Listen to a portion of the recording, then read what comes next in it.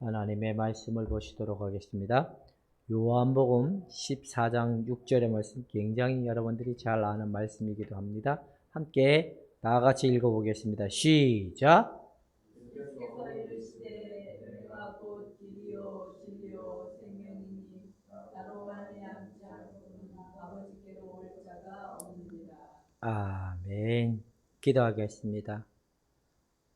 말씀이시며 생명이신 주님의 그 놀라운 사랑 앞에 오늘도 우리가 주님의 말씀을 듣고자 하오니 성령이 조명하시고 비추시고 깨닫게 하사 이 시간도 하나님 모두가 하나님의 은혜 안에 잠기는 시간이 되기를 원하며 예수님의 이름으로 기도하옵나이다.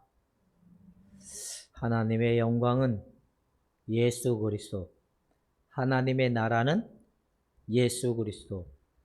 우리가 날마다 끊임없이 기억하고 끊임없이 생각해야 될 일이 뭐냐? 예수님을 알면 다 아는 겁니다. 근데 왜 사람들은 예수님을 알면 다 아는 건데 예수님을 잘 몰라서 그렇게 넘어지기도 하고 또 이단에도 빠지고 그러는 이유가 왜 그럴까요? 그러니까 다른 게 있지 않을까? 뭔가 특별한 게 있지 않을까 하는 생각 때문에 그런 호기심에 의해서 그런 거에 의해서 뭔가 다른 사람들이 말하는데 그것이 더 특별한 것처럼 그것이 뭔가 옳은 것처럼 하다 보니까 그렇게 이단에도 빠지고 뭐 잘못된 길로 갈 수 있고 그러는데 유일하게 성경에서 제시하는 답이 딱 하나밖에 없잖아요. 그게 뭐죠? 오직 예수. 예수님은 길이시고 예수님은 진리이시고 예수님은 생명이십니다. 그래서 천하의 이름에는 예수님 외에는 구원을 약속하는 자들이 없다라고 성경이 얘기하는데 이 사실을 잊어버리면 자꾸 호기심에 빠지고 사단의 그런 유혹에 빠져서 넘어지는 이유가 그래서 그런 것 같습니다. 이 내가 곧 길이요 진리요 생명은 요한복음의 그 전체 성경의 가운데 요한복음에 있는 구절들 가운데 가장 세 개의 핵심적 구절 가운데 하나가 바로 오늘 읽었던 14장 6절의 말씀입니다. 이걸 알면 우리는 오직 예수님만이 길이고 오직 예수님만이 생명이고 오직 예수님만이 진리다는 사실 속에 이 핵심적 키워드를 놓치지 않고 올바른 믿음을 지켜갈 수 있는 여러분이 되기를 주님의 이름으로 부탁해 드립니다. 한번 보도록 하겠습니다. 자, 오늘 우리가 읽었던 내가 곧 길이요 진리요 생명이다. 이 말씀을 가지고 한번 나눠보도록 하겠습니다. 내가 길이요 진리요 생명이다. 이 말의 의미는 길을 먼저 제시하는데 길은 진리의 생명은 구약 성경에서 하나님께서 이스라엘에게 주시는 언약적 선물이고 가업을 가리키는 의미가 담겨져 있다라는 거. 길, 진리, 생명. 구약에는 언약적 가업의 선물이고 가업이다라는 의미가 구약에서는 담겨져 있다라는 의미를 얘기하고 있다는 겁니다. 그래서 신약에는 예수님이 언약이시고 신약에는 예수님이 우리의 생명이시고 예수님이 우리에게 구원이시고 구약에는 이런 의미, 길과 진리와 생명의 의미는 언약을 얘기한다는 거예요. 그리고 과학적 의미를 얘기하고 있는데 여러분들에게는 하나님께서는 우리에게는 이런 은혜를 주시고자 아들 예수님을 십자가에 못 박아 우리를 자유케 해주는 은혜를 발견하게 된다는 겁니다. 자, 보면 길은 뭐냐? 살다의 의미가 더 많다는 거예요. 토라, 율법, 하나님이 주신 율법적 구약의 성경의 율법적 의미에는 살다, 걷는다라는 의미가 그 속에 많이 넓혀되어 있는데 이 말의 의미는 뭘까라고 보면 뜻을 이행하고 준행하는 표준적인 삶의 순종적 정도를 걸어가는 의미가 담겨져 있다라는 겁니다. 바로 뜻을 이해하고 그 다음에 표준적인 삶, 순종의 정도를 걸어가고 있는 이 의미가 담겨져 있는데 이 일을 누가 행했다라고 지금 얘기하고 있는 거죠. 만약에 예수님이 이렇게 하지 않았다면 길이 될 수가 없는 거예요. 근데 예수님은 표준적이며 순종적 정도의 하나님의 뜻을 잘 이해하고 반영하는 의미를 담겨져 있는 기례라는 의미를 이렇게 나타나고 있다라는 겁니다. 한번 읽어봅시다. 아버지의 뜻에 시작.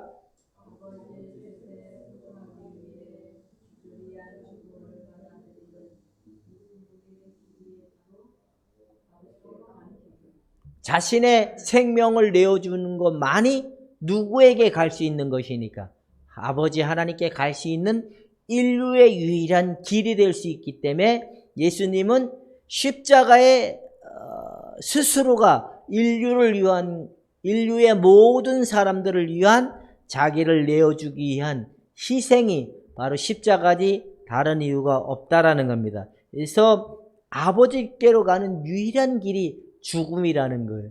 우리도 죽지 않으면 부활이 없고 우리도 예수와 함께 죽고 예수와 함께 살았기 때문에 하나님께 갈 수 있는 통로의 길이 열리게 됐다라는 겁니다. 그렇다면 이 예수님이 우리가 아버지께로 가는 길이 뭘까요? 아버지께로 가는 길.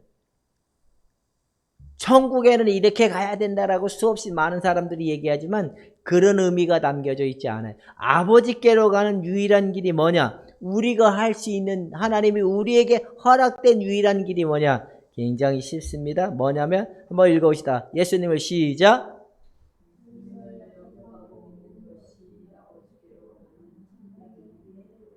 누구를 영접하고 예수님을 영접하고 믿는 것이 아버지 하나님께로 가는 참된 길로 들어서는 핵심적인 행위라는 거예요.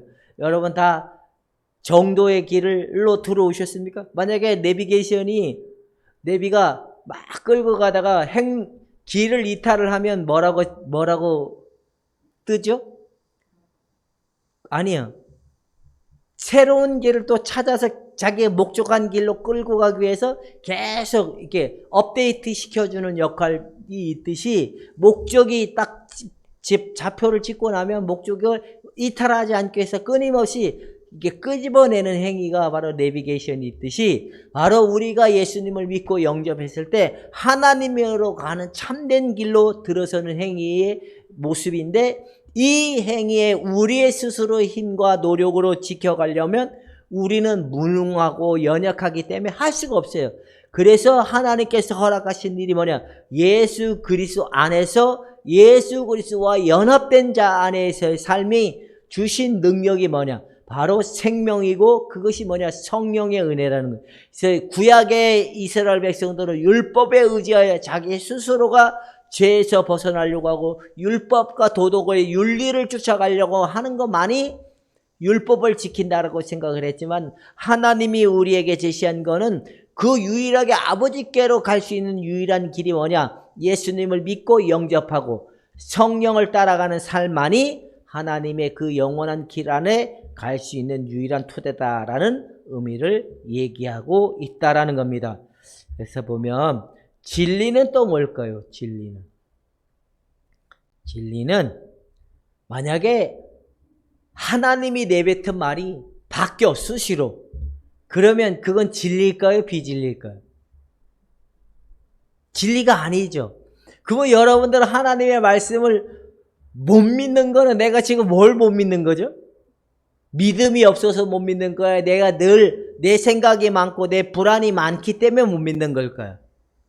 그러니까 내 생각이 많고 불안하기 때문에 안 믿어지는 거지 하나님의 말씀이 변화가 돼서 그게 안 믿어지는 게 아니라는. 그러니까 하나님의 말씀은 1.1획이라도 땅에 떨어짐이 없다라는 말씀이 왜 그러냐? 이 말씀은 진리이기 때문에 가능하다는 것이죠.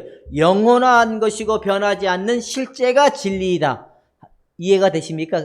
이건 유일하게 누구를 가리켜? 아버지의 말씀은 땅에 떨어지지 않는다라는 말씀이 이제 이해가 되죠. 진리이기 때문에 그런다는 겁니다. 그래서 여러분 한 번 더 한편 읽어봅시다. 하나님과 시작.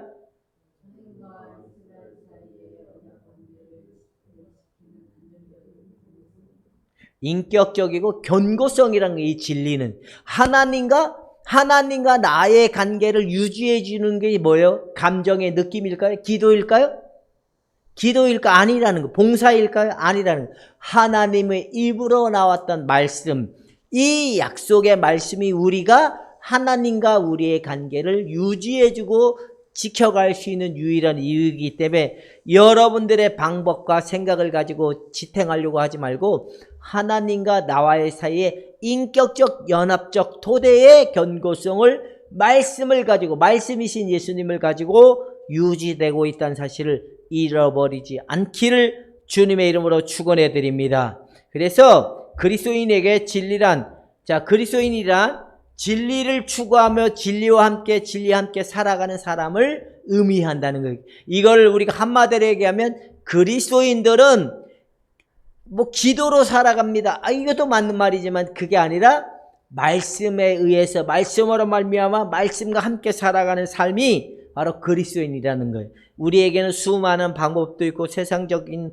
그런 것들도 있을 수 있지만 진리이신 하나님의 말씀이신 예수 그리스도를 의지하고 말씀의 토대에 의해 닻을 내리는 여러분이 되기를 주님의 이름으로 축원해 드립니다. 베드로가 자기의 경험을 가지고 자기의 방법을 가지고 밤새도록 그물을 내렸지만 고기를 못 잡았잖아요. 그리고 예수님이 뭐라 그랬어요? 너의 그물 오른편 외편에 가서 그물을 내리라 그랬을 때 내가 그 말씀을 의지하여 닻을 내립니다 라고 했던 이 말씀처럼 우리에게도 이렇게 이 그리스도인의 이 말씀에 의해서 말씀으로 말미암아 함께 더불어 살아가는 삶이 그리스도인이기 때문에 말씀을 철저히 지킬 수 있는 여러분이 되기를 주님의 이름으로 축원해 드립니다. 자, 그렇다면 이제 우리가 뭐 해야 되냐면 뭘 믿는 것이 그리스도를 믿는 것은 진리를 믿는 것이다. 그리스도를 믿는 것은 진리를 믿는 건데 그리스도의 진리는 하나님의 말씀이라는 거예요. 여러분 말씀을 꼭 믿고 말씀대로 행동하고 말씀에 의지하여 믿음의 닻을 내려서 순종으로 하나님께 영광을 돌릴 수 있는 여러분이 되기를 주님의 이름으로 축원해 드립니다. 그 다음에 또 한번 보도록 하겠습니다. 생명은 뭘까요? 생명은 그리스도는 죽음에서 해방된 자다. 예수님에게는 더 이상 죽음이 있어요, 없어요? 없죠. 죽었다가 다시 살아났기 때문에. 예수님의 죽음은 모든 사람들의 죽음과 함께 죽음이고 예수님의 부활은 모든 사람이 다시 살아남의 부활이기 때문에 생명은 바로 그리스도의 죽음으로부터 해방된 자의 의미를 가지고 있다라는 겁니다. 그래서 성경에는 본성적인 인간에게 영적으로 생명이 없다는 거예요. 죽었다는 거예요. 그게 죽었던 그들에게 하나님께서는 이제 아들 예수님의 생명을 주어 하나님과 교통하며 하나님과 더불어 나갈 수 있는 은혜를 가지게 된 자. 하나님의 생명이 있느냐 없느냐 이게 굉장히 중요하다는 겁니다. 자, 보면 그리스도를 믿는 자는 어디에서 사망에서 생명으로 옮겨졌다. 여러분은 죽은 자일까요? 산 자일까요? 저도 어제 아침 일찍 추모 공간에 가서 이제 저도 한 2년 동안을 못 갔잖아요. 이렇게 이론 제안을 해서 갑작스레 가니까 어디 공간인지 이걸 잘 못 찾아가지고 헤매는데 거기 계시긴 하더라고요. 속으로 나 왔어요라고 해도 아무 대답이 없으시더라고요. 왜 그럴까요? 그분은 살아계시지 않기 때문에. 그렇다면 우리도 죽은 자들은 누구의 음성이 들리지 않을까요? 하나님의 음성이 들리지 않지만 하나님의 말씀이 들리지 않지만 우리가 살아났다라는 건 하나님의 말씀이 들려지고 하나님의 말씀이 이해가 되고 깨달아지는 은혜가 나타나는 것이 바로 뭐냐? 바로 사망에서 생명으로 옮겨진 자들이라는 성경의 약속을 얘기하고 있다는 겁니다. 사랑하는 여러분, 예수 그리스도가 생명이신 줄로 믿으시죠? 예수 그리스도가 말씀이신 줄로 믿으시죠?